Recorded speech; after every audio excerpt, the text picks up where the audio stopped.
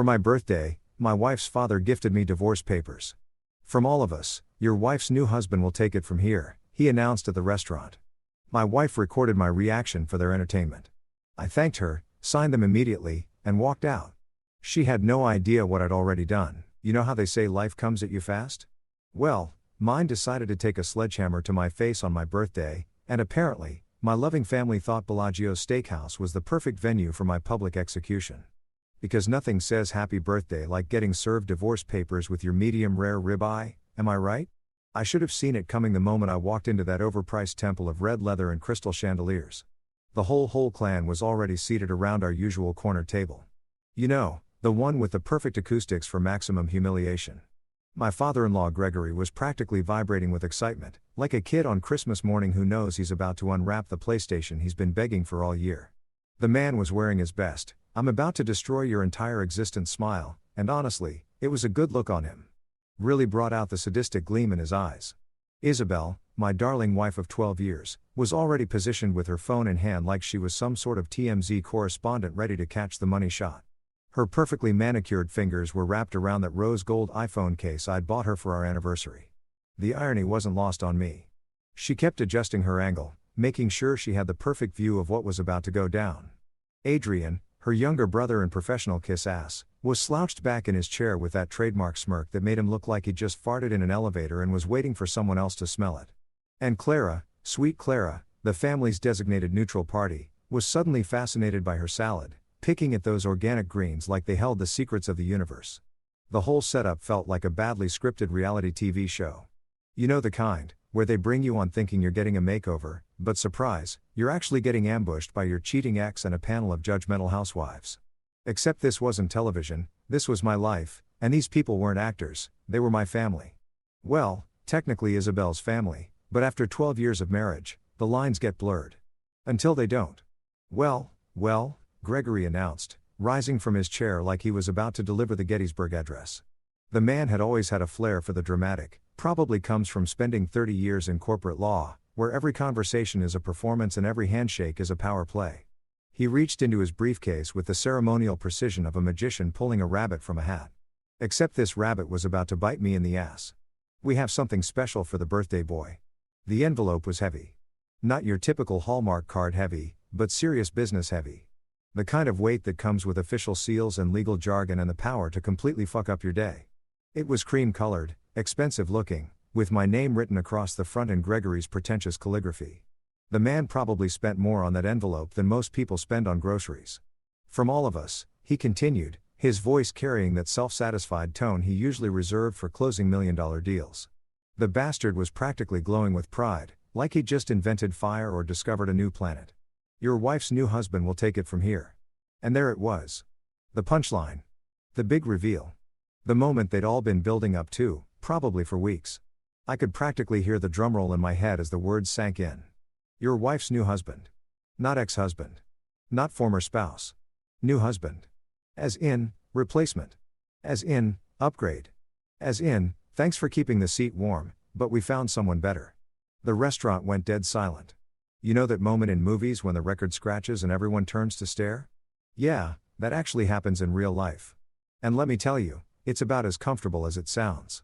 I could feel every set of eyes in the place boring into me, waiting for the show to begin. The couple at the table next to us had stopped mid-bite, forks frozen halfway to their mouths. The waiter who'd been approaching with our wine selection made a sharp U-turn and disappeared behind a pillar. Even the ambient jazz music seemed to fade into the background, like the universe itself was holding its breath. Isabel's phone was steady as a rock, recording every second of what she clearly expected to be my complete emotional breakdown.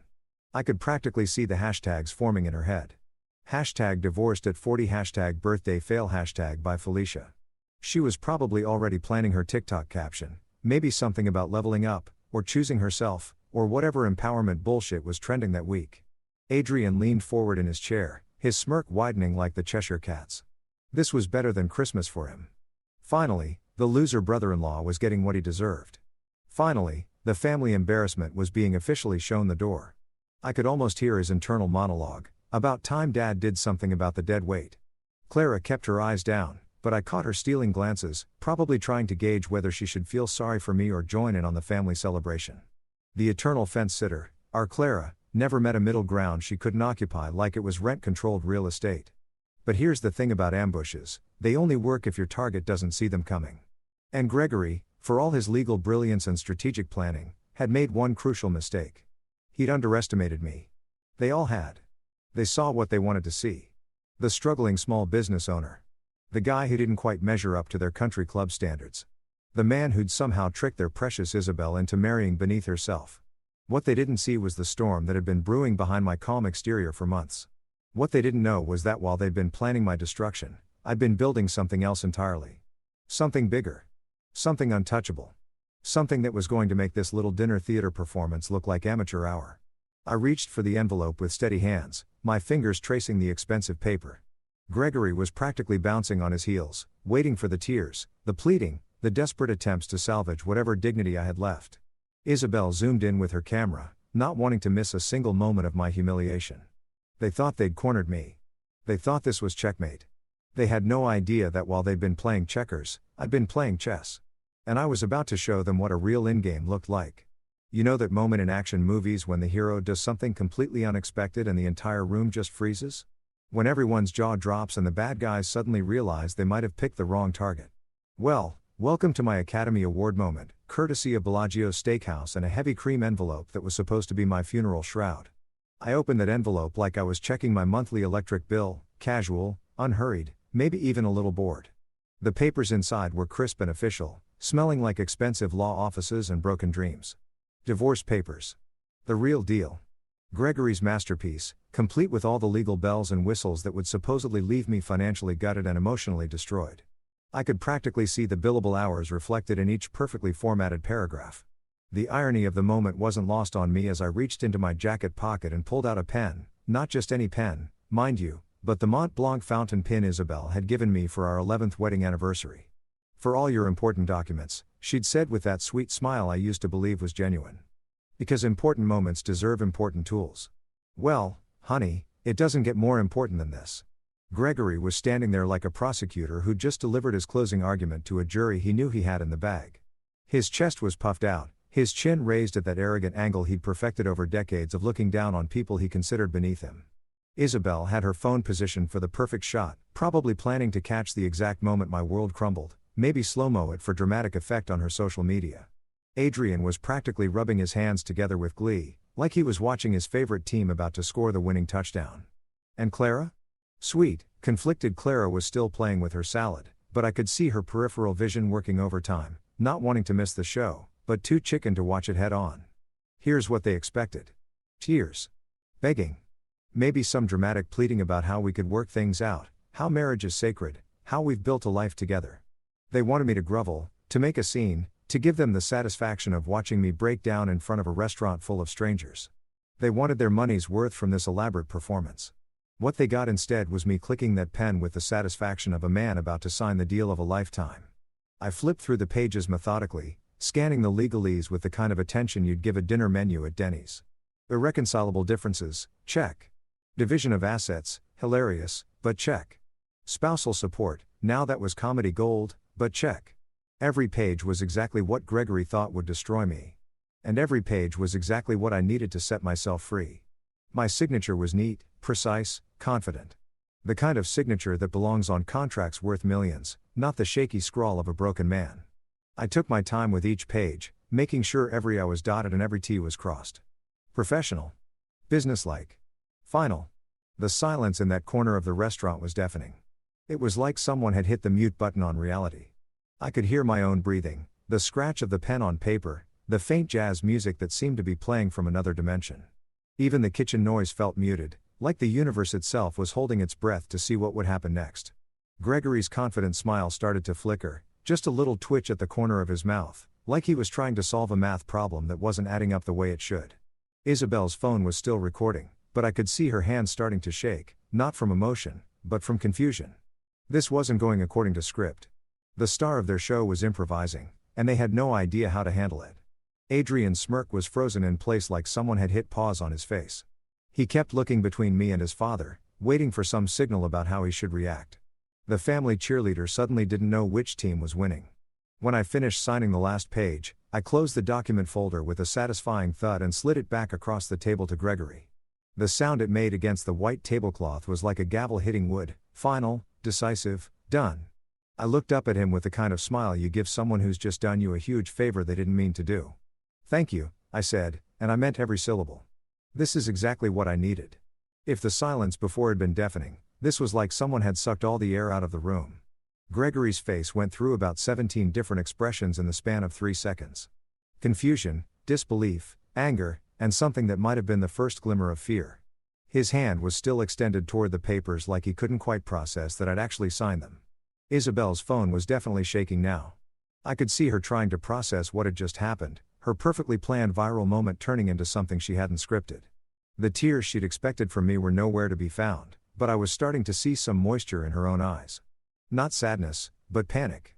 Adrian looked like someone had just told him Santa Claus wasn't real. His mouth was hanging open in that attractive way that really showcased his expensive dental work. Clara had finally looked up from her salad, her fork suspended halfway to her mouth, like she'd forgotten how to eat. I reached into my wallet and pulled out 2 crisp $100 bills, money I'd earned from the empire they knew nothing about, and placed them neatly next to my untouched steak. The gesture was deliberate, theatrical, the financial equivalent of dropping the mic. $200 for a meal I hadn't eaten, but it was worth every penny for the look on their faces. "Enjoy the rest of dinner," I said as I stood up, smoothing down my jacket with the casual confidence of a man who'd just won the lottery. My part's finished. The beauty of the moment wasn't just in their shock, it was in the ripple effect spreading through the restaurant. Other diners who'd been pretending not to watch were now openly staring. Whispers started at tables across the room like a virus of curiosity spreading through the dining room. The couple next to us was leaning toward each other, probably trying to piece together what they'd just witnessed. I could hear fragments of conversation as I walked away. "Did he just? Was that really? Oh my God, did you see?" The gossip mill was already churning, and by tomorrow, this story would be all over town. But not the story they'd planned to tell. As I made my way toward the exit, I could feel their eyes burning into my back. I knew they were still sitting there, frozen in their chairs, trying to figure out what the hell had just happened. Their perfectly orchestrated ambush had just backfired in spectacular fashion, and they didn't have a plan B. The maitre d' gave me a knowing nod as I passed, the kind of acknowledgement one professional gives another when they recognize quality work. Even he could appreciate the artistry of what had just happened. I pushed through the heavy glass doors and stepped out into the cool evening air, and for the first time in months I felt like I could breathe freely. They thought they'd trapped me with those papers. Instead, they just handed me the key to my cage. Life has this funny way of showing you exactly what you need to see, right when you need to see it. Like when you come home early from a business trip and catch your father-in-law red-handed, hunched over your dining room table, like some kind of legal vulture picking at roadkill. But I'm getting ahead of myself. Let me paint you the full picture of how I accidentally stumbled into the preview screening of my own assassination. I'd wrapped up meetings in Phoenix a day early. Turned out the client was more eager to sign than expected, and when someone's throwing money at your logistics company, you don't drag your feet. So instead of spending another night in some sterile airport hotel, I caught the red eye back to Chicago. Figured I'd surprise Isabel. Maybe even do something crazy like cook her breakfast or pretend we still had a marriage worth saving. Yeah, I know, what a romantic fool I was. The house was supposed to be empty. Isabel had mentioned something about spending the day at her sister's, probably planning another one of those girls' trips to Napa Valley that somehow always coincided with my biggest business deals. Funny how that worked out. But as I pulled into our circular driveway, the one with the fancy brick pavers that cost more than most people's cars, I noticed Gregory's silver Mercedes parked like he owned the place. Now, Gregory Holt dropping by unannounced wasn't exactly unusual. The man treated our house like his personal satellite office, complete with the expectation that I should be grateful for his presence. But something felt off about seeing his car there at 10 in the morning on a Tuesday. Gregory was many things: arrogant, manipulative, chronically disappointed in his daughter's choice of husband, but he wasn't the type to make social calls during business hours. The guy lived by his calendar like it was scripture, and every minute not billable was a minute wasted. I let myself in through the front door, expecting to find him in the kitchen making himself coffee, or maybe in the living room critiquing our furniture choices. Instead, I heard the rustling of papers coming from the dining room. Our formal dining room that we basically only used for holidays and the occasional dinner party where Isabel felt the need to impress people with our success. What I found when I walked in was better than Christmas morning. There was Gregory, looking like a mad scientist in his natural habitat, sleeves rolled up to reveal those pale, thin arms that had never seen a day of manual labor. His reading glasses were perched low on his nose, and he was holding a red pen like a sword, marking up official-looking documents with the intensity of a professor grading final exams. The papers were spread across our mahogany table. You know, the one Isabel insisted we buy from that overpriced antique shop in Lincoln Park because it made a statement. Well, it was definitely making a statement now, serving as Gregory's personal war room where he was plotting my demise. But here's the kicker, sitting right there at his elbow, like the cherry on top of this whole ridiculous sundae, was a festive birthday envelope. Not just any envelope, mind you, but one of those expensive, cream-colored jobs with fancy lettering that screams special occasion. The kind you use when you want to make sure the recipient knows you spent good money on their destruction.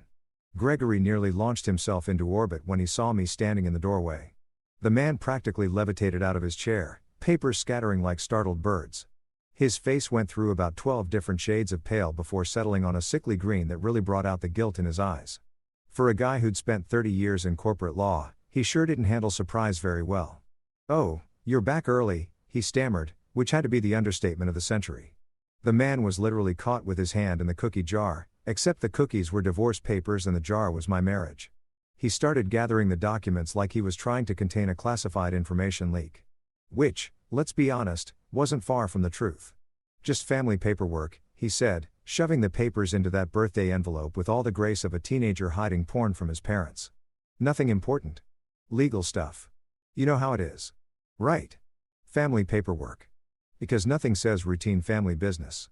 Quite like your father-in-law camping out in your dining room with a stack of official documents and a red pen, looking like he'd just been caught stealing from the church collection plate." I stood there watching this performance, and I had to give the old bastard credit. He was really committed to the bit. The way he kept adjusting his glasses, the nervous laugh that sounded like air leaking from a tire, the way he couldn't quite meet my eyes. It was almost endearing, if you could. Ignore the fact that he was literally planning to ruin my life. That's when Isabel made her grand entrance, stage right. She came waltzing in from the kitchen like she was returning from a casual stroll through the garden, not like she'd been coordinating a sneak attack on her husband with her father. "Oh honey, you're home," she said, and I swear there was a micro pause before honey, like she had to remember what she usually called me. But here's where it gets interesting. Her voice caught, just for a split second, but I caught it. That little hitch that happens when someone gets surprised mid-lie and has to pivot on the fly. She looked at Gregory, then at me, then back at Gregory, and I could practically see the gears grinding in her head as she tried to figure out how much I'd seen. The look they exchanged was priceless. You know that moment in heist movies when two thieves get caught by security and they have to communicate an entire escape plan with just their eyes? That was Gregory and Isabel right there in our dining room, having a full conversation without saying a word. Problem was, they weren't nearly as smooth as they thought they were. Gregory was giving her the abort mission look, all wide eyes and subtle head shakes. Isabel was responding with the how much does he know expression, complete with raised eyebrows and barely perceptible shoulder shrugs. It was like watching a tennis match played entirely with facial expressions, and both players were losing. I just smiled. One of those easy, relaxed smiles you give when everything is perfectly normal and your wife and her father definitely aren't plotting your destruction in your own dining room. "Don't mind me," I said, backing toward the hallway, "just grabbing a shower. Long flight." And I walked away, just like that. No questions, no confrontation, no dramatic scene. I could feel their confusion following me down the hall like a cloud of expensive cologne. They'd been caught red-handed, and instead of calling them out, I just left. It probably scrambled their brains more than if I'd started screaming. The truth was, I'd seen enough. The official papers, the birthday envelope, the guilty looks, the terrible acting, it all painted a pretty clear picture. They were planning something big for my birthday, something that involved legal documents and family coordination. Didn't take a genius to connect those dots. As I headed upstairs, I could hear them whispering furiously in the dining room, probably trying to figure out if their cover was blown. Spoiler alert, it was. But they thought I'd swallowed their family paperwork, story hook, line, and sinker. Poor bastards had no idea they'd just given me the greatest gift possible, advance warning. While they thought they were being sneaky, they'd actually handed me a 3-day head start to prepare for whatever they had planned. Sometimes the universe has a sense of humor. Sometimes it gives you exactly what you need, exactly when you need it. And sometimes, it lets you catch your enemies rehearsing your funeral before they've even dug your grave. You know how some people collect stamps or vintage wines? Well, Gregory Holt collected reasons to hate me. And let me tell you, the man was passionate about his hobby. From the very first time Isabel brought me home to meet the family, I could practically see the disappointment radiating off him like heat from a sidewalk in July. I wasn't what he'd ordered for his precious daughter, and he made damn sure I knew it every single day for the next 12 years. Picture this. 28-year-old me, nervous as hell, standing in the foyer of their Lincoln Park mansion with a bottle of wine that cost me half a week's pay, trying to make a good first impression. I'd spent an hour in Men's Warehouse picking out what I thought was a decent suit, practiced my handshake in the mirror, even rehearsed small talk about the Cubs and the weather. I was ready to charm the pants off these people. Gregory took one look at me, and I swear I could hear the price scanner beeping in his head as he calculated my net worth down to the penny. The handshake lasted exactly 2.3 seconds, long enough to be polite, short enough to communicate that I wasn't worth the full treatment. Then came the smile, that practiced corporate lawyer smile that never quite reached his eyes, the one that said, "I'm being civil because my daughter is watching, but don't mistake this for acceptance." "So," he said, settling into his throne-like leather chair in the living room, "Isabel tells me you run a small business." The way he said small business made it sound like I was selling knockoff watches out of a van in some back alley. Not, "You're an entrepreneur," or "You own a company," but small business, with the emphasis on small, like the word itself was contaminated. I tried to explain what I was building. Harrison Ridge Logistics was just getting started then, but I had vision, plans, contracts in the pipeline. Gregory nodded along with the enthusiasm of a man listening to his dentist explain root canal procedures. "That's nice," he said when I finished, then immediately pivoted to talking about Adrian's latest promotion at his investment firm. "Now there's a young man with a real future. Corner office, company car, profit sharing. That's what I call success." And that became the pattern for every family gathering for the next decade plus. Gregory would introduce me to his friends and colleagues like I was some kind of charity case his daughter had taken pity on. "This is Isabel's husband." Never "This is my son-in-law." Or God forbid, my actual name. "He runs a small business." Delivered with the same tone you'd use to say he collects roadkill for fun. Adrian, the golden boy, ate this shit up like it was birthday cake. The kid was 4 years younger than me, but acted like he was my wise older brother, always ready with advice about how I could elevate my professional game. He'd corner me at family barbecues and Christmas dinners, drink in hand, telling me about his latest deals and client wins, always ending with some variation of, "You should really consider getting into corporate work, man. That's where the real money is." The worst part? Adrian wasn't even particularly good at his job. The guy rode his daddy's connections and his trust fund confidence into a mediocre career at a mid-tier investment firm. But Gregory talked about him like he was the second coming of Warren Buffett. Adrian closed $1 million deal this quarter. Gregory would announce at dinner, usually right after asking me how my little trucking company was doing. Little trucking company. Jesus Christ. Like I was running a single pickup truck and competing with the kid who mows lawns for beer money. Clara, bless her heart, tried to stay neutral in the family Cold War, but her silence was its own kind of betrayal. She'd sit there during these conversations, picking at her food, occasionally throwing me a sympathetic glance but never actually speaking up.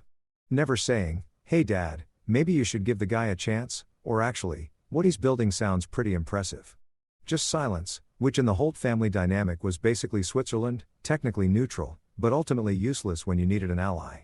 The real tragedy was watching Isabel transform over the years. In the beginning, she was proud of what I was building. She'd brag to her friends about her entrepreneur husband, talk about our future plans, defend my choices when her family got too obnoxious. But constant exposure to Gregory's poison started wearing her down like water on stone. It started small. Little comments about maybe I should consider diversifying my career options. Questions about whether I'd thought about going back to school, getting an MBA, making myself more marketable. Then came the suggestions about job openings at companies where Gregory had connections. "It wouldn't hurt to keep your options open," she'd say, showing me listings for corporate management positions that would have paid well but killed my soul.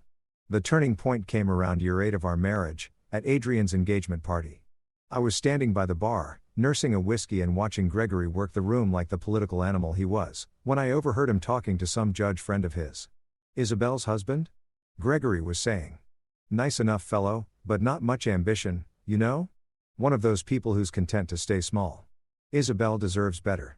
That's when I realized this wasn't just about business success or social status. This was personal. Gregory genuinely believed I wasn't good enough for his daughter, and he was on a mission to convince everyone else, including Isabel, that he was right. The campaign was subtle but relentless. Every family dinner became an opportunity to highlight my shortcomings compared to Adrian's achievements. Every holiday gathering featured some new story about friends' sons who were doctors or lawyers or executives, always delivered with meaningful glances in Isabel's direction.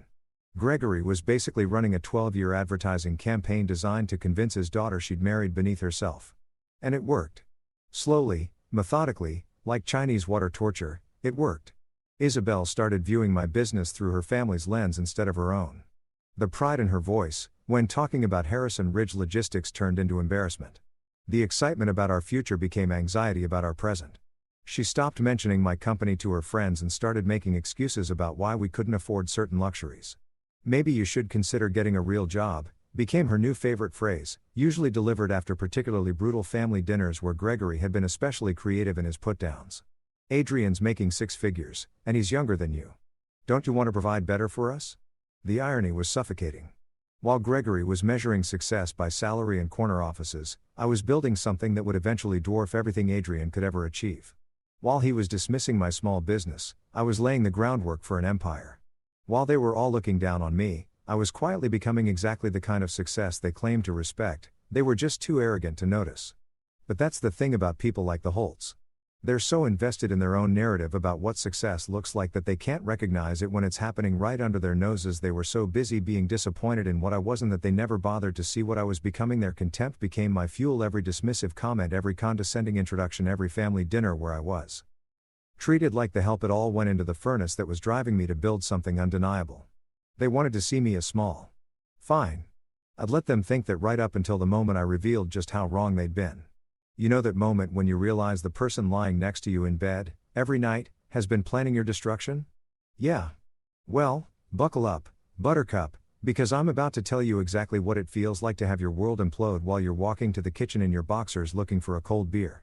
It was a Tuesday night in March, one of those Chicago evenings where winter refuses to admit defeat and the wind cuts through you like a knife made of pure misery. I'd spent 14 hours dealing with a supply chain nightmare that had my driver stuck in Iowa and my clients breathing down my neck like rabid dogs. All I wanted was a Sam Adams and maybe 20 minutes of mindless television before crashing into bed and pretending my life wasn't slowly turning into a dumpster fire. Isabel had gone upstairs earlier, claiming she needed to catch up on some reading. Which should have been my first red flag, because the woman hadn't voluntarily opened a book since college unless it was one of those self-help things about finding your authentic self, or whatever bullshit was trending on Oprah's book club that month. But I was too tired to be suspicious, too worn down from years of walking on eggshells to question why my wife was suddenly interested in literature. So there I was, padding down the hallway in my Cubs t-shirt and boxers, thinking about nothing more complicated than whether we had any of those fancy imported beers left in the fridge when I heard her voice drifting down from upstairs. Now normally, I wouldn't have paid any attention. Isabel was always on the phone with somebody, usually Clara or one of her book club friends, discussing the earth-shattering drama of who wore what to which charity luncheon. But something in her tone made me stop. It wasn't her usual gossip voice, all animated and breathless with excitement over someone else's misfortune. This was different. Quieter. More intimate. The kind of voice you use when you're sharing secrets you don't want anyone else to hear. I found myself creeping closer to the bottom of the stairs like some kind of domestic spy, which should have made me feel pathetic, but instead just made me more curious. Call it intuition. Call it paranoia. Call it the survival instinct of a man who'd been slowly drowning in his own marriage for years. Something told me I needed to hear this conversation. "He's holding me back, Dad." Her voice was barely above a whisper, but it might as well have been a gunshot in the quiet house. "I can't keep pretending this is working. I can't keep pretending he's enough. Dad." She was talking to Gregory. Of course she was. The puppet master pulling strings from his Lincoln Park mansion, orchestrating his daughter's life like he was directing some tragic opera where I played the villain who needed to be eliminated in the third act. I pressed myself against the wall at the bottom of the stairs, my heart hammering against my ribs like it was trying to escape my chest. Every rational part of my brain was screaming at me to walk away, to pretend I hadn't heard anything, to go get that beer and forget this conversation ever happened. But I couldn't move. I was frozen there like a statue, listening to my wife dissect our marriage with surgical precision. Adrian's friend Jason lined up that position for me at Morrison & Associates. She continued, and I could hear the excitement creeping into her voice. Senior account manager. Base salary of $120, plus bonuses. Health insurance. Dental. For weeks vacation. I'll be fine without him, Dad. Better than fine. Better than fine. Without me, she'd be better than fine. The woman I'd loved for 12 years, the woman I'd built my life around, the woman who used to trace patterns on my chest while we talked about our future together, was planning her escape like I was some kind of disease she needed to cure. The lawyer says it's straightforward. Gregory's voice was faint, but I could hear the satisfaction in it even through the phone speaker. That bastard was probably sitting in his home office, feet up on his mahogany desk, smoking one of those expensive cigars he brought out for special occasions. Irreconcilable differences. She'll get half the house, spousal support for at least 5 years, and we can argue for a percentage of his business assets. Business assets. They were talking about my company like it was a piñata they were planning to crack open and divvy up the candy. Harrison Ridge Logistics, the thing I'd bled and sweated and sacrificed for. The dream I'd built from nothing while they all looked down their noses at my small business. They were already planning how to carve it up and serve it at their victory dinner. I just need to time it right, Isabel said, and there was something cold in her voice I'd never heard before. Clinical. Calculated. Like she was discussing the weather or planning a grocery run, not the complete destruction of another human being. Maybe his birthday. Make it memorable. Make it memorable. Jesus Christ, they were planning to serve me divorce papers like a birthday cake, probably with candles and everything. The symmetry was almost artistic. Kill off 12 years of marriage on the anniversary of my birth. Gregory probably thought it was poetic justice. He won't see it coming, she continued, and I could practically hear her smiling through the phone. He still thinks we're working through our problems. Still thinks I love him. That's when something inside me broke. Not shattered dramatically like glass hitting concrete, but broke quietly, like a bone fracturing under too much pressure. All those nights I'd lain awake wondering what I could do to fix us. All those conversations where I'd tried to address the growing distance between us.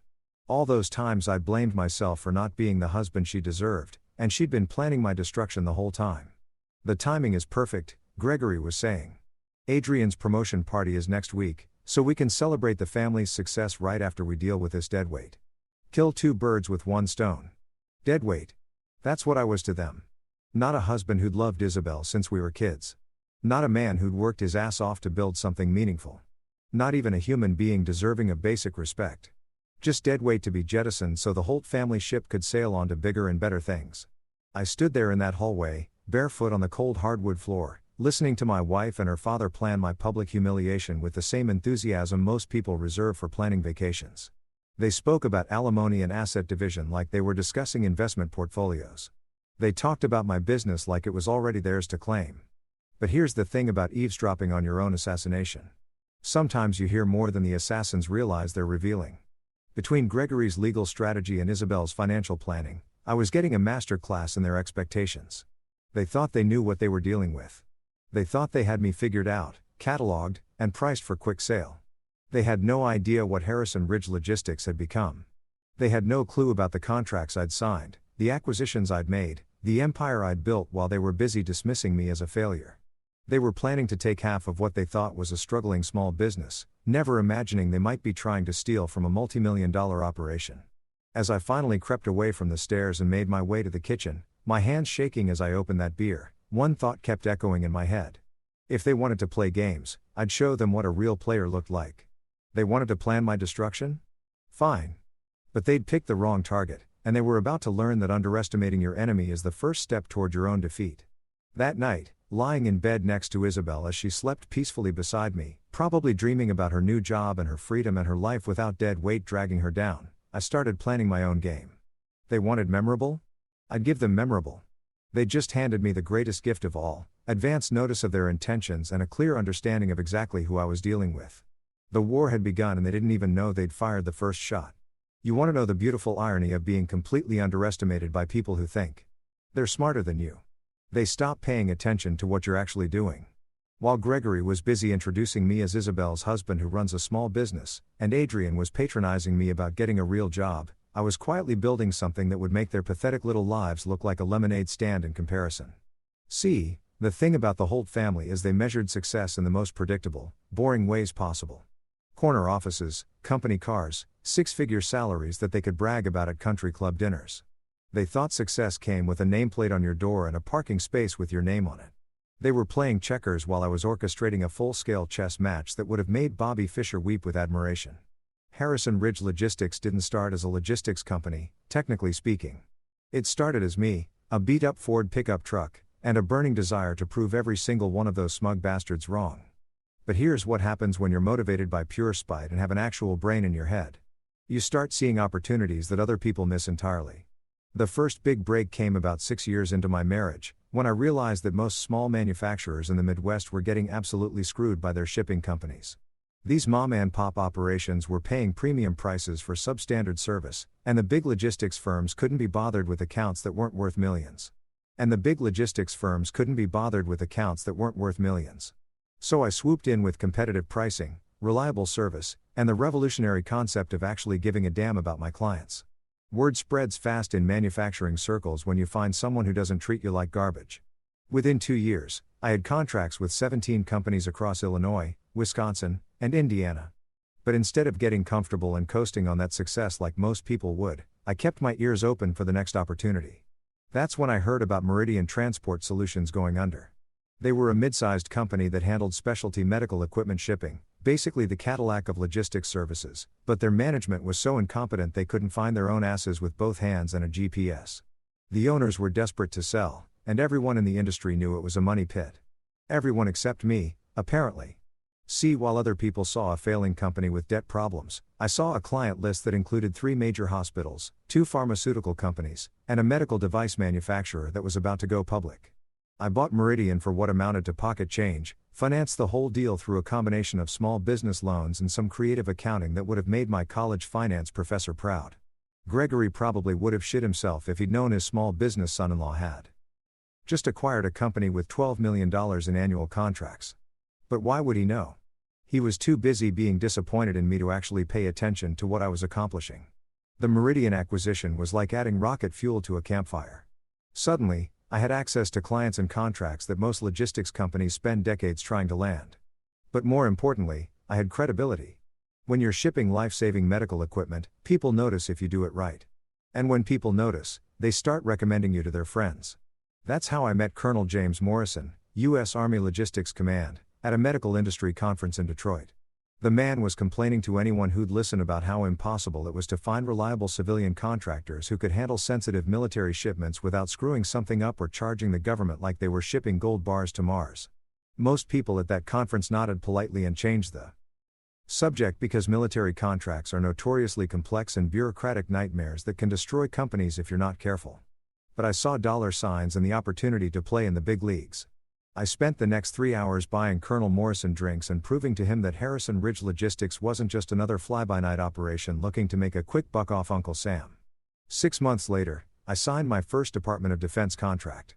Nothing huge, just a $2.3 million deal to handle medical supply shipments to 3 Army bases.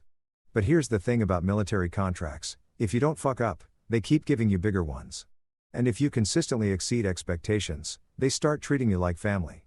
Within 18 months, I was handling $15 million worth of DoD contracts annually. Medical supplies, equipment, even some classified materials that I can't talk about without ending up in federal prison. The Pentagon brass loved me because I delivered on time, under budget, and without the usual contractor bullshit that makes their lives miserable. But the real game changer came when Colonel Morrison introduced me to someone at the Defense Logistics Agency who was dealing with a problem that was making headlines in all the wrong ways. Remember that scandal about soldiers overseas not getting proper body armor because the supply chain was completely fucked? Yeah, well, guess who got tapped to fix that particular mess? The contract was worth $80 million over 3 years. $80 million. To put that in perspective, Adrian's impressive 6-figure salary would take him about 800 years to earn what I was making in a single government contract. But did Gregory know about any of this? Of course not. He was too busy being embarrassed by his daughter's choice in husbands to notice that his son-in-law was playing in the same financial league as Fortune 500 companies. Around the same time I was becoming the Pentagon's favorite logistics contractor, I started acquiring other companies. Not flashy acquisitions that would end up in the business pages, but strategic purchases that expanded my capabilities and market reach. A pharmaceutical cold storage company in Indianapolis. A specialized electronics shipping firm in Milwaukee. A hazardous materials transport company in Detroit that nobody wanted because of regulatory headaches. Each acquisition made Harrison Ridge Logistics more valuable and more indispensable to my clients. But I kept the corporate structure intentionally complex, with subsidiaries and holding companies that made it nearly impossible for outsiders to track the full scope of what I was building. To anyone doing a casual search, it still looked like a small regional trucking company. To anyone who actually understood corporate logistics, it was becoming clear that I was assembling something significant. The pharmaceutical contracts alone were worth $30 million annually by year 10 of my marriage. Add in the military deals, the medical equipment shipments, the specialized transport services, and the growing list of manufacturing clients. And Harrison Ridge Logistics was pulling in over $150 million in revenue per year. Not profit, revenue. But in an industry where margins can be substantial if you know what you're doing, those numbers translated to a personal net worth that was climbing toward 8 figures. But here's the beautiful part. While my business was exploding into something that would have impressed even Gregory's corporate lawyer friends, my home life remained exactly the same. Same house, same car, same modest lifestyle that Isabel and her family interpreted as evidence of my continued failure. I wasn't buying expensive toys or flashing cash around like some lottery winner with no sense. I was reinvesting everything back into the company, building an empire that existed entirely under their radar. By the time Isabel started planning my destruction with her dear old dad, Harrison Ridge Logistics had been valued at $1.9 billion. Billion. With AB, the small business that Gregory loved to mock was worth more than most publicly traded companies. But they had no idea because they'd stopped paying attention to me years ago. In their minds, I was still the same struggling entrepreneur they'd been looking down on since day one. The irony was almost too perfect to be real. While they were plotting to take half of what they thought was a failing small business, they were actually planning to steal from a company that could have bought and sold Adrian's entire investment firm without breaking a sweat. But their arrogance had blinded them to what was happening right under their noses. They wanted to play games with someone they thought was weak and desperate. Instead, they picked a fight with someone who had the resources of a small country and absolutely nothing left to lose. You know how they say you should never bring a knife to a gunfight?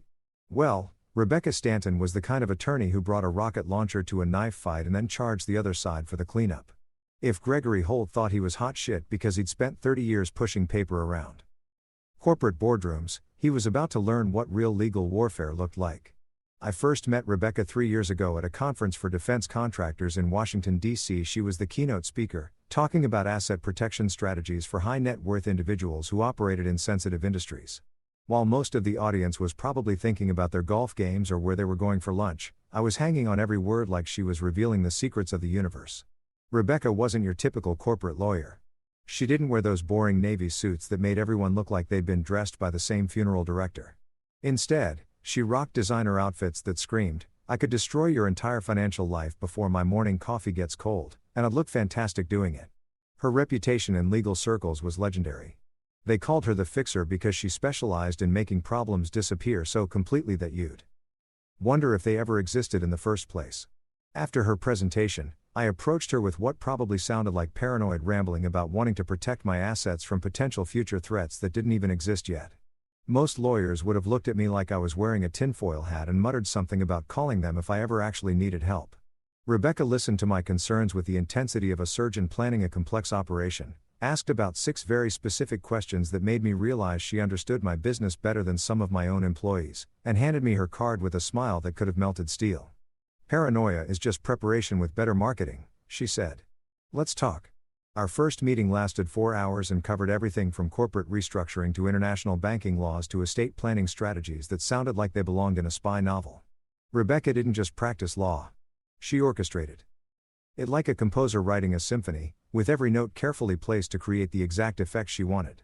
The thing about asset protection, she explained while sketching out corporate structures on her whiteboard like she was designing a space shuttle, is that you have to build it before you need it. Once someone's already coming after you, your options become limited. But if you plan ahead, well, then you can become essentially untouchable. Untouchable. I like the sound of that. The plan she devised was beautiful in its complexity and terrifying in its thoroughness. First, we restructured Harrison Ridge Logistics into a web of subsidiaries and holding companies spread across multiple states and offshore jurisdictions. Not to hide money or evade taxes. Everything was completely legal and properly reported, but to make it virtually impossible for anyone to understand the full scope of what they were dealing with. Then came the personal asset protection. Rebecca created a series of trusts and legal entities that would make my wealth invisible to anyone who didn't know exactly where to look. Real estate holdings went into land trusts. Investment accounts were restructured through family limited partnerships. Even my personal bank accounts were repositioned through legal structures that would confuse the hell out of most attorneys, let alone a bitter ex-wife and her pompous father. The key, Rebecca explained during one of our marathon planning sessions, is to make yourself look poor on paper while actually being richer than God. If someone comes after you, they need to know what to target. If they can't see it, they can't take it. But the real masterpiece was the family trust we established with my sister Laura as the primary beneficiary and trustee. Laura, bless her heart, was a high school teacher in Oregon who drove a 10-year-old Honda and thought my business success was moderately impressive but not particularly interesting. She had no idea that signing a few documents had just made her the legal guardian of nearly $2 billion in assets. Your sister seems nice, Rebecca noted after our conference call with Laura to explain her new responsibilities. Very trustworthy. Very normal. Perfect for this kind of arrangement. Normal was exactly what we needed. While Gregory and his legal team would be looking for hidden Swiss bank accounts and offshore shell companies, the reality was much simpler and far more devastating. Everything was sitting in a perfectly legal family trust managed by a woman who spent her evenings grading algebra tests and watching Netflix. The estate planning was where Rebecca really showed her artistic flair. My will was rewritten to be a legal work of art, a document that was simultaneously generous and cruel, detailed and vague, legally bulletproof and emotionally nuclear. Everything went to my niece Sophie, Laura's daughter, who was currently a sophomore at Oregon State University studying veterinary medicine. Sophie would inherit everything when she turned 30, with Laura managing the trust until then. For Isabel, my beloved wife of 12 years, I left exactly $1. But that wasn't the beautiful part. The beautiful part was the letter I attached to the will, a detailed, meticulously documented record of every insult, every slight, every moment of disdain the Holt family had shown me over the years. Names, dates, witnesses, direct quotes whenever possible. It read like an FBI surveillance report, if FBI agents specialized in tracking emotional warfare instead of criminal activity. This is thorough, Rebecca said as she reviewed my documentation. Almost obsessively thorough. I love it. The letter wasn't just cathartic, it was strategic. If Isabel tried to contest the will, claiming I was mentally incompetent or acting under duress, the letter would serve as evidence that my decisions were based on years of rational observation and careful consideration. Every slight was documented, every betrayal was recorded, every moment of contempt was preserved for posterity. Your wife's family thinks they're going to take you to the cleaners, Rebecca said during our final planning session. They have no idea they're about to find out that you don't actually own anything they can touch. Legally speaking, you're going to be poorer than a church mouse. In reality, you'll still control everything through the trust structure, but they won't be able to prove it or access it. She leaned back in her chair with the satisfaction of someone who'd just solved a particularly challenging puzzle. It's like watching someone try to rob a bank that turned out to be a movie set. They're going to break in expecting to find millions and discover they're stealing from an empty vault. The final touch was Rebecca's contingency planning. She prepared press releases, media statements, and legal countermeasures for every possible scenario. If the Holts wanted to play dirty, she was ready to go nuclear. If they wanted to keep things quiet and civilized, she could accommodate that too. But either way, they were going to lose, and they were going to lose spectacularly. The thing about people like your father-in-law, Rebecca explained, is that they're used to winning through intimidation and superior resources. They expect their opponents to fold when faced with expensive legal teams and prolonged court battles. But they've never faced someone who has better lawyers, deeper pockets, and absolutely nothing left to lose. She smiled that predatory smile that had probably given nightmares to opposing counsel across the country. This is going to be fun. By the time Isabel and Gregory started planning my birthday ambush, every piece was already in place. Every asset was protected, every legal strategy was prepared, every contingency was covered. They thought they were setting a trap for an unsuspecting victim. In reality, they were walking into a legal minefield that had been carefully prepared by someone who played this game at a level they couldn't even comprehend. Rebecca called it a legal masterpiece. I called it my insurance policy against a family that had spent 12 years trying to convince me I wasn't good enough for them. They were about to discover that not only was I good enough, I was so far out of their league that they'd need a telescope just to see where I was playing. Have you ever watched bad actors trying to perform Shakespeare? That's what living in my house felt like during the week leading up to my 40th birthday. Everyone was playing their assigned roles in Gregory's grand production, but they were all so terrible at it that I half expected someone to forget their lines and break character mid-scene. Isabel was the worst actress of the bunch, which really says something considering her family's natural talent for deception. The woman who'd been treating me like radioactive waste for months suddenly transformed into the world's most attentive wife. She was humming around the house like a Disney princess, practically skipping through rooms while she planned what she thought would be my public execution. Monday morning, she made me breakfast. Actual breakfast, not just pointing at the cereal boxes and telling me to figure it out myself. Scrambled eggs, bacon, toast cut into perfect triangles, fresh orange juice, the whole domestic goddess routine. She even sat across from me at the kitchen table, chin propped on her hands, watching me eat with the intensity of a scientist observing a lab rat. "So," she said, trying to sound casual but overshooting it by about 12 miles, "any thoughts about what you'd like to do for your birthday this year?" I looked up from my eggs, fighting the urge to laugh at the sheer theatrical stupidity of the question. This was the same woman who'd forgotten my birthday entirely 2 years ago and given me a gas station gift card the year before that. Now she was sitting here pretending to care about making my special day memorable. "I don't know," I said, playing along with her little performance. "Nothing too elaborate. Maybe just dinner somewhere nice." Her eyes lit up like someone had just told her she'd won the lottery. "Oh, what about Bellagio's? You always said you loved their steaks. We could make a reservation, maybe invite family. Make it a real celebration." Bellagio's. The same restaurant where she and Gregory had been planning this ambush for weeks. The woman couldn't even be creative in her duplicity. But I nodded. Enthusiastically. Like the idea had never occurred to me. "That sounds perfect. Really thoughtful of you." She beamed at me with pride, probably congratulating herself on her brilliant manipulative skills. If she'd put half this much effort into our actual marriage, we might have had something worth saving. Tuesday brought Gregory's surprise visit. And by surprise, I mean the man showed up at our front door with his briefcase like he was making rounds on his paper route. He'd been dropping by unannounced all week, each visit more transparently staged than the last. Today's excuse was that he wanted to discuss some family financial planning with me. Family financial planning. Right. Because Gregory had spent the last 12 years so concerned about my financial well-being. The man who'd made a career out of introducing me as Isabel's husband who runs a small business suddenly wanted to have heart-to-hearts about my money management strategies. We sat in my home office. Gregory perched on the edge of his chair like he expected to need a quick escape route.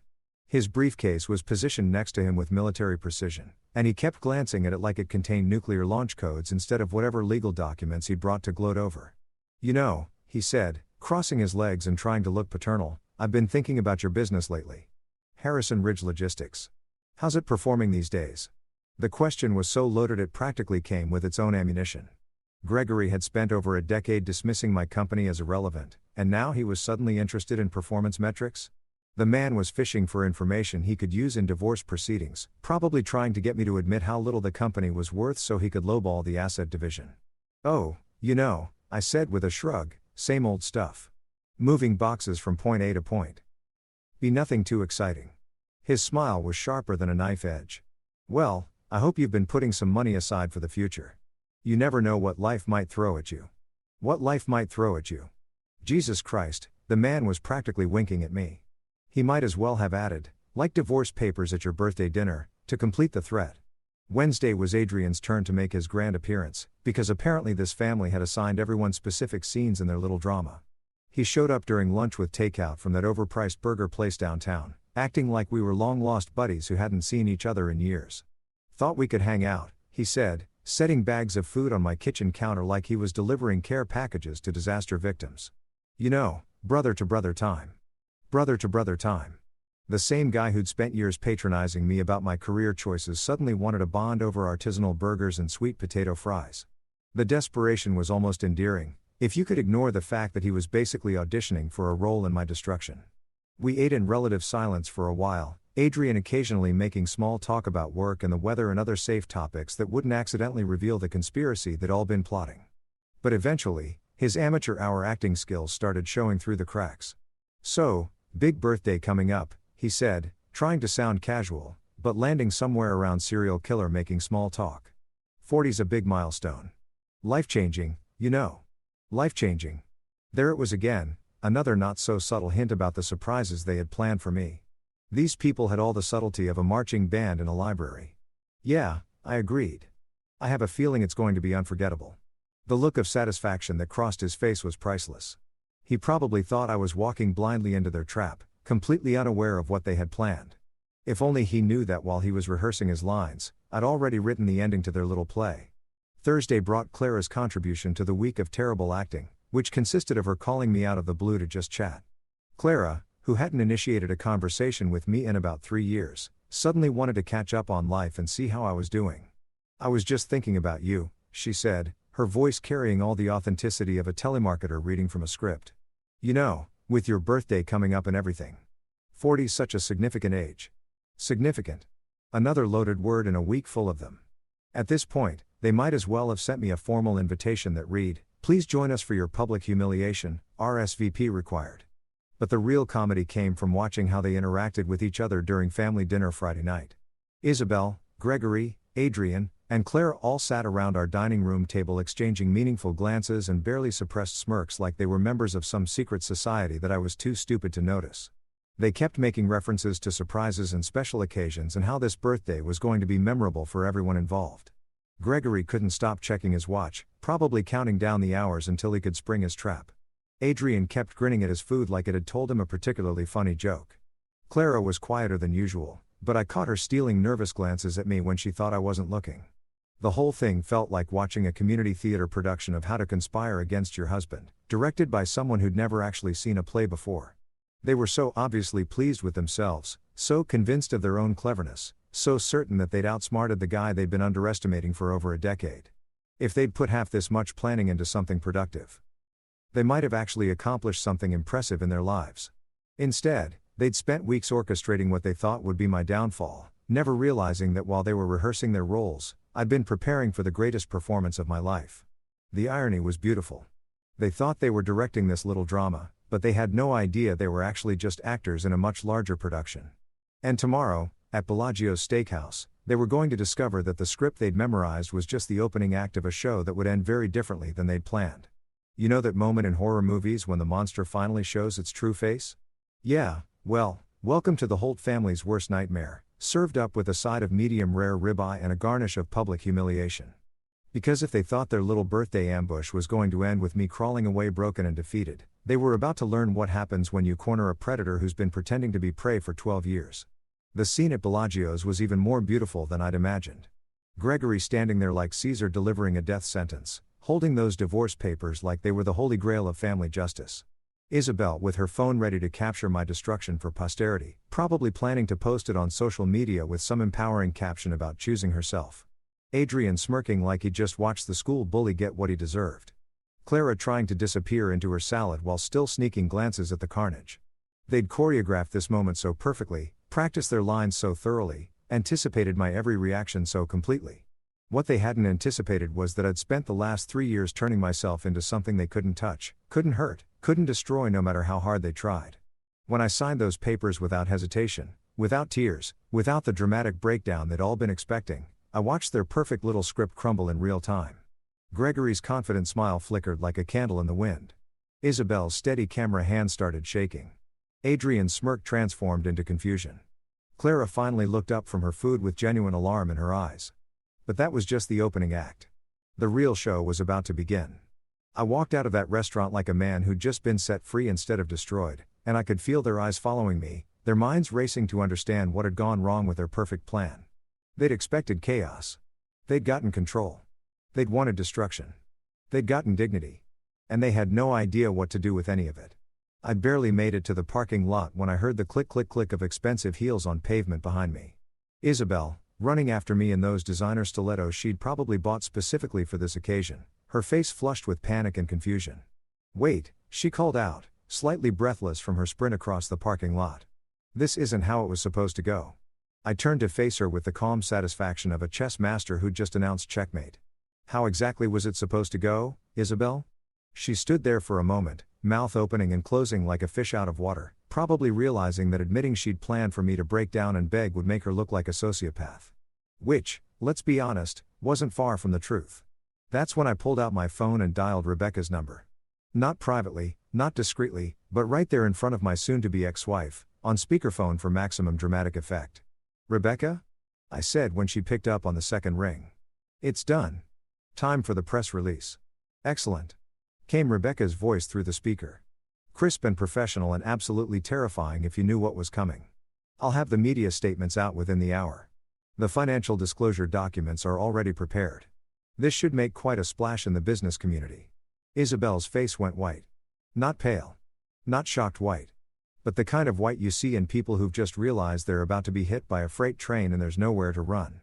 By this time, Gregory, Adrian, and Clara had made their way outside, probably wondering why the guest of honor at their execution party had wandered off instead of staying to be properly humiliated. They approached cautiously, like they were approaching a wild animal that might bolt at any sudden movement. That's when I reached into my jacket pocket and pulled out an envelope of my own. Not cream-colored or fancy like the one they'd ambushed me with, just a standard manila envelope that contained enough financial documentation to rewrite their understanding of reality. "Gregory," I said, holding out the envelope with the same ceremonial flourish he'd used earlier. "Since we're exchanging gifts tonight, I thought you might find this interesting." He took the envelope with trembling hands, his lawyer instincts probably warning him that whatever was inside was going to change everything. When he opened it and saw the first page, Harrison Ridge Logistics financial statements showing $1.9 billion in company valuation, I watched 30 years of arrogance drain out of his face like water from a broken dam. "This can't be right," he whispered, flipping through page after page of contracts, acquisition reports, revenue statements, and asset valuations. His hands were actually shaking as he processed what he was seeing. Isabel snatched the papers from him, her eyes scanning the numbers like she was trying to decode a foreign language. 1,896 million. She read aloud, her voice getting smaller with each digit. "Billion," I corrected helpfully. 1.9 billion. With Adrian grabbed the documents next, and I watched his face go through the 5 stages of grief in about 30 seconds. Denial, anger, bargaining, depression, and finally acceptance of the fact that the loser brother-in-law he'd been condescending to for over a decade was worth more money than he could earn in several lifetimes. Clara just stood there with her mouth hanging open, probably trying to reconcile the struggling small business owner they'd all been pitying with the billionaire standing in front of them. "The pharmaceutical contracts alone are worth $30 million annually." I continued conversationally, like I was discussing the weather. "The Pentagon deals are classified, but let's just say Uncle Sam pays very well for reliable service." "Oh, and that acquisition spree I went on last year? Turns out buying distressed companies and turning them profitable is almost embarrassingly easy when you know what you're doing." Gregory was still staring at the papers like they might magically transform into something that made sense. "But your house, your car, you don't live like a billionaire?" I finished for him. "That's because I'm not an idiot, Gregory. I reinvested everything back into the company instead of buying toys to impress people I didn't respect. Funny how that works out." That's when I delivered the coup de grace, the final blow that would haunt their dreams for years to come. "Oh, and about that divorce settlement you were all so excited about," I said, pulling out another document. "My will was rewritten 3 years ago. Everything goes to my niece Sophie when she turns 30. My sister Laura manages the trust until then. Isabel gets exactly $1, along with a very detailed letter explaining why." The silence that followed was so complete I could hear traffic from the highway half a mile away. These people who'd spent 12 years making me feel small and inadequate were finally seeing me as I really was, and the revelation was destroying them. Isabel's legs actually gave out. She had to grab Adrian's arm to keep from falling, and even then she looked like she might collapse right there in the parking lot. Gregory was making these small whimpering sounds, like a dog that had been kicked. Adrian was just standing there with his mouth open, probably calculating how much money he'd spent over the years talking down to a billionaire. "But don't worry," I said with a smile that could have powered the city grid. "I'm sure that senior account manager position at Morrison & Associates will work out great for you, Isabel. $120,000 a year is nothing to sneeze at. Of course, it's roughly what I make in about 6 hours, but who's counting?" I started walking toward my car, then turned back for one final moment of pure theatrical satisfaction. "Oh, and Gregory, next time you want to destroy someone's life, you might want to make sure you actually know who you're dealing with first. Just some free legal advice from your former son-in-law." I drove away from Bellagio's that night with the windows down and music cranked up, laughing like a man who'd just won the greatest game ever played. Behind me, I left 4 people standing in a parking lot, holding divorce papers that had just transformed from a weapon of mass destruction into the key to my freedom. They'd tried to bury me. Instead, they'd just set me free to soar. Chapter 10, Freedom at Last. You know what freedom sounds like? It sounds like driving through downtown Chicago at midnight with the windows down, music blasting, and not a single person in the world who can make you feel small anymore. It sounds like your phone buzzing with desperate text messages from people who finally realize they've been playing chess with a grandmaster while thinking they were teaching checkers to a child. The first text came before I'd even made it home from Bellagio's. Isabel, of course, because denial is apparently hereditary in the Holt family. "We need to talk. This changes everything. This changes everything." "No shit, Sherlock. Sherlock. This changes everything." This changes everything. No shit, Sherlock. 12 years of marriage, and it took finding out I was worth $2 billion for her to think we needed to have a conversation. I deleted it without responding, and cranked up the stereo another notch. By the time I pulled into my driveway, soon to be my former driveway, thank God, she'd sent 6 more messages. Each one more desperate than the last. Cycling through anger, bargaining, and what I could only assume was the beginning stages of a complete psychological breakdown. You lied to me for years. How could you hide something this big? We can work this out. We can make this work. Please call me. We need to figure this out. I love you. I've always loved you. Don't throw away 12 years over hurt feelings. I sat in my car for a few minutes, reading through her pathetic attempts to rewrite history, and I couldn't stop laughing. This was the same woman who'd been planning my financial destruction with her father just days ago, and now she was declaring her eternal love because she'd discovered I wasn't the loser she thought she'd married. The voicemail started around 2 in the morning. Gregory, naturally, because the man never could admit defeat gracefully. His first message was pure corporate lawyer, all threats and bluster about how this wouldn't stand, how there had to be fraud involved, how he'd find a way to challenge everything. By the 4th voicemail, recorded around 4 a.m. based on the timestamp, his tone had shifted to something approaching desperation. The great Gregory Holt, reduced to leaving rambling drunk messages about how we could work something out and how family should stick together and how maybe he'd misjudged the situation. Misjudged the situation. That was one way to put it. Adrian, to his credit, at least had the self-awareness to disappear entirely. No calls, no texts, no pathetic attempts to salvage his relationship with the brother-in-law he'd spent years treating like his personal punching bag. The guy just vanished into whatever hole people crawl into when they realize they've been an asshole to someone who could buy their entire life with pocket change. Clara sent exactly one text. I'm sorry. Short, simple, and probably the most honest communication I'd ever received from any member of that family. But here's the beautiful thing about having real power. You don't have to respond to any of it. You don't have to engage with the desperate attempts at manipulation or the last-minute declarations of love or the threats from people who suddenly realize they have no leverage. You can just ignore them. Because what are they going to do? Divorce me? Take half my assets? Ruin my reputation? Too late, assholes. You already played that card. I spent the weekend in my home office, not hiding but planning. Rebecca called Saturday morning to inform me that the business press had picked up the story about Harrison Ridge Logistics, and apparently my company's valuation was causing quite a stir in industry circles.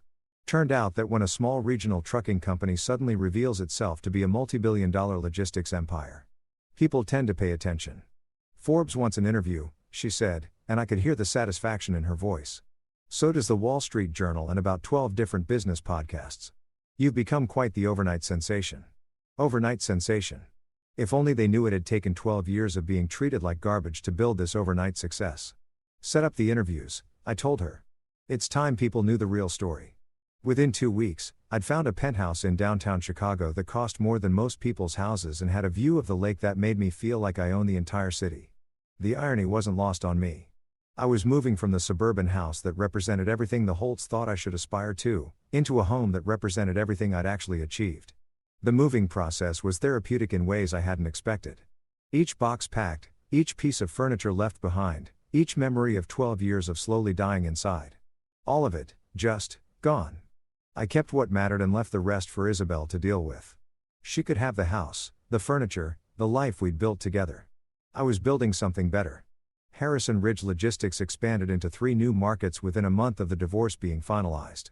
Turned out that when people know you're worth $2 billion, they take your phone calls a lot faster. The Pentagon increased my contracts by 40%. 2 major pharmaceutical companies signed exclusive shipping agreements. And a tech startup in Silicon Valley offered me $100 million just to handle their logistics for their IPO rollout. I hired a new CFO, a brilliant woman named Sandra who'd previously worked for Amazon and understood global supply chains better than most people understand their own neighborhoods. I brought on a team of analysts who could spot acquisition opportunities I'd never even considered. I opened offices in Seattle, Atlanta, and Phoenix. The empire I'd built in secret while the Holts dismissed me as a failure was finally free to grow into what it was always meant to become. But the real victory wasn't the money or the business expansion or the recognition from industry, peers who suddenly wanted to be my best friend. The real victory was the silence. The blessed, beautiful silence of a life without constant criticism, without daily reminders of how I wasn't good enough, without the exhausting effort of trying to prove my worth to people who were determined never to see it. My evenings were my own now. Quiet dinners with good whiskey, reading books that interested me instead of pretending to care about whatever drama Isabel was obsessing over, planning business strategies that excited me instead of pretending to care about whatever drama Isabel was obsessing over, planning business strategies that excited me instead of dreading the next family gathering where I'd be treated like the help. I started dating, casually at first, then more seriously when I met Elena, a surgeon at Northwestern who understood ambition and success and didn't need me to apologize for either. She looked at my accomplishments with admiration instead of embarrassment, treated my success as something to celebrate instead of something to hide. The contrast was stunning. Here was a woman who saw strength where the Holts had seen weakness, intelligence where they'd seen inadequacy, success where they'd seen failure. Being with Elena reminded me what it felt like to be valued for who I was instead of criticized for who I wasn't. 6 months after the divorce, Gregory died of a heart attack at his desk, probably triggered by the stress of watching his perfect plan backfire so spectacularly. I didn't attend the funeral. Isabel called, crying, asking if I'd come support the family during this difficult time. I hung up without responding. Some bridges aren't worth rebuilding. Adrian eventually reached out through a mutual business contact, apparently having landed a new job at a firm that wanted to explore partnerships with Harrison Ridge Logistics. The request was professional, respectful, and completely transparent about his motivations. I had Rebecca send back a polite but firm rejection. Some mistakes don't deserve second chances. Clara married a teacher from Wisconsin and moved to Milwaukee, sending me a wedding invitation that I actually appreciated, not because I planned to attend, but because it was honest. No manipulation, no hidden agenda, just an acknowledgement that life goes on and people change. Isabel found her new job at Morrison & Associates, just like she'd planned. $120,000 a year, decent benefits, regular hours. Everything she'd wanted when she was plotting my destruction. I heard through mutual acquaintances that she was dating someone from her office, a middle manager who drove a sensible sedan and took her to chain restaurants for date nights. She got exactly the life she'd chosen. Small, safe, predictable, and completely forgettable. For my 41st birthday, I threw a party at my penthouse. Not for family, fuck that noise, but for friends, business partners, people who knew my value and had never questioned my worth. Elena gave a toast about second chances and new beginnings. Rebecca raised her glass to the sweetest revenge being massive success. Sandra presented me with projections showing Harrison Ridge Logistics on track to hit $3 billion in valuation within 2 years. I looked around the room at these people who respected me, valued me, and genuinely enjoyed my company, and I realized something profound. The Holts hadn't just failed to destroy me. They'd actually set me free. Their divorce papers, meant to be my death sentence, had turned out to be my liberation. Their public humiliation, designed to break me, had become my public vindication. Their attempt to take half of what they thought was a failing business had resulted in them getting exactly nothing from what turned out to be a financial empire. They tried to bury me, never realizing that I wasn't a victim to be destroyed. I was a seed, waiting for the right conditions to grow into something magnificent. And now, finally, I was free to bloom.